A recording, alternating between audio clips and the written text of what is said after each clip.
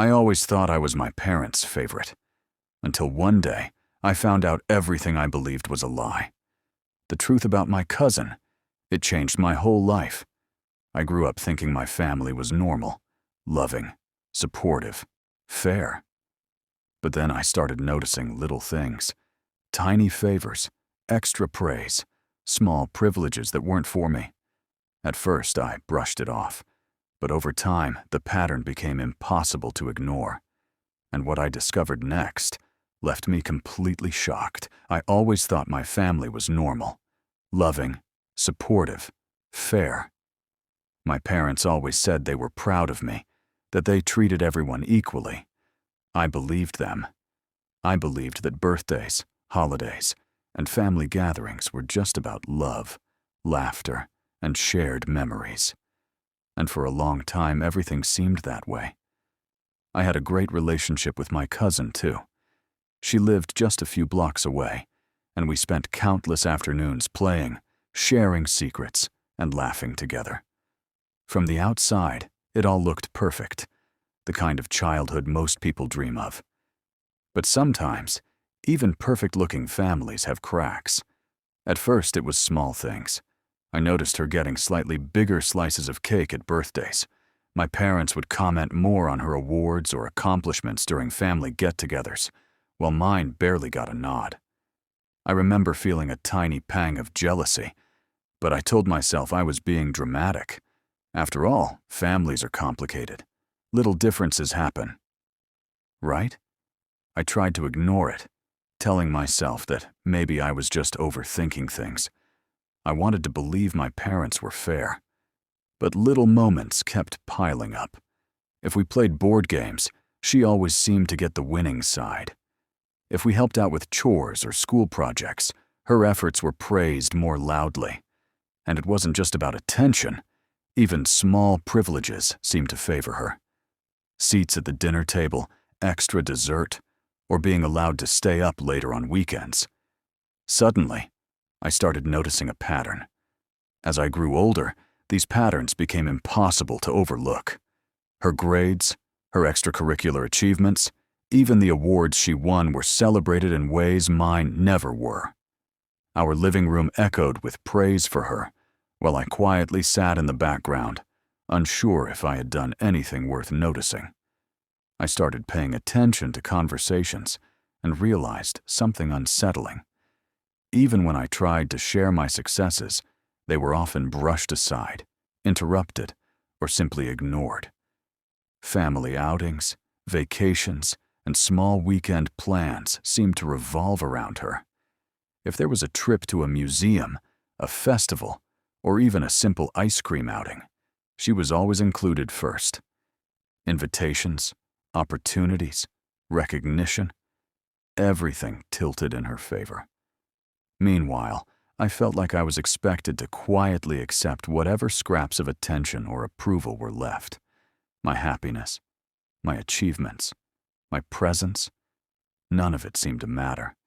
It wasn't just favoritism, it felt personal. A quiet, invisible line had been drawn, and I was on the wrong side of it. I doubted myself constantly. Was I imagining it? Was I too sensitive? Maybe it was just a phase, I told myself. Friends occasionally noticed, too. "You never get the same attention at home," one friend said once. I laughed it off, but deep down, I knew they were right. Something was wrong, something I couldn't quite name but could feel every day. And yet I kept smiling, kept trying, hoping that one day my parents would notice. I excelled at school, helped around the house, tried to be kind and patient, believing that recognition would come eventually. But the truth was, the pattern of favoritism was only growing stronger, weaving itself into every part of family life. What I once thought was love and fairness was slowly revealing itself as something else. Something much darker and more hurtful than I ever imagined. Little did I know that quiet favoritism I had sensed for years was about to explode into something undeniable, something that would shatter my illusions about my family forever. At first, the signs were almost invisible, easy to dismiss. A slightly louder cheer when my cousin finished her homework, a subtle nod of approval when she set the table or helped with errands. Little things that seemed harmless on their own. But over time, those small gestures became impossible to ignore. They painted a picture I didn't want to see. Birthday parties were the first real clues. Her cake slice was always bigger, her candles blown out first, her presents opened with extra attention. I tried not to notice, telling myself it didn't matter, that it was just a coincidence. But then came school awards and extracurricular achievements. Every accomplishment of hers was celebrated with cheers, selfies, and photos, posted for the entire family to admire. When I shared my own achievements, the reaction was quiet, polite, but empty, as if my efforts didn't quite measure up. Even family conversations revealed the pattern. If I tried to speak up, my parents would smile politely, then turn their attention back to her. Stories I told about school or friends were met with quick nods, while hers sparked laughter, questions, and praise. Vacations and weekend plans followed the same pattern. Trips were often centered around her interests, her ideas chosen first, her preferences prioritized. I began to notice it everywhere, at the grocery store, at family dinners, even during simple tasks around the house. One memory still sticks out clearly. We were planning a family game night. I suggested a game I had spent days perfecting, imagining how much fun everyone would have. My cousin, on the other hand, casually suggested a different game. My parents immediately agreed with her, applauding her choice and calling it a brilliant idea. My suggestion was brushed aside without a word. In that moment, the truth hit me like a punch to the stomach. This wasn't just small favoritism. It was intentional. Even gifts reflected the imbalance. When birthdays or holidays came, her presents were thoughtful, personalized, and sometimes extravagant. Mine? Generic, almost afterthoughts. And the pattern extended to praise from relatives. Cousins, aunts, and uncles often unknowingly reinforced it, showering her with recognition while I faded into the background. I began to see the patterns everywhere, subtle but undeniable. Her wins were celebrated, mine were minimized. She was constantly included, I was quietly sidelined. And the worst part? My parents didn't seem to notice, or worse, they didn't care. I started questioning myself. Was I imagining it? Was I being too sensitive? But deep down, I knew the truth. Something had shifted in our family dynamic, and I was no longer just overlooked. I was invisible. Those small signs, once easy to ignore, had accumulated into a clear pattern. The realization was painful, but necessary. It was a prelude to the moment that would shatter my illusions completely. The day I couldn't deny favoritism anymore. The day everything became crystal clear, started like any other family weekend. Or so I thought. My parents had planned a gathering at our house, inviting cousins, neighbors, and a few family friends. I felt a mix of excitement and unease. Something in the back of my mind whispered that this time, favoritism wouldn't stay subtle. The morning began normally. My cousin arrived early, dressed in her best outfit, and my parents immediately showered her with compliments. "You look amazing! We're so proud of you." I smiled, telling myself it was just normal excitement. But as the morning went on, patterns emerged that I couldn't ignore. Every little achievement she mentioned, a school project, a good grade, even a simple chore she had done, was met with exaggerated praise. My own accomplishments, quietly shared, were barely acknowledged. Then came the first undeniable shock. My cousin casually announced she wanted to lead the family game that evening. My parents immediately agreed, clapping and calling her a natural leader. I raised my hand to suggest a different game, one I knew everyone would enjoy. But my idea was brushed aside, dismissed, as if it didn't matter. That sinking feeling in my stomach wasn't subtle anymore. This wasn't accidental. It was deliberate. Lunch brought another blow. Gifts were handed out, as per tradition. Her gift was thoughtful, personalized, and clearly chosen with care. Mine? Generic, like an afterthought. I tried to hide my disappointment, but inside a storm of anger and hurt was brewing. Why was she always the golden child, while I was invisible? Throughout the day, the pattern continued. Every small accomplishment of hers was highlighted, every tiny success praised in front of relatives. When I tried to join conversations, my parents steered attention away from me. Invitations, opportunities, even simple activities.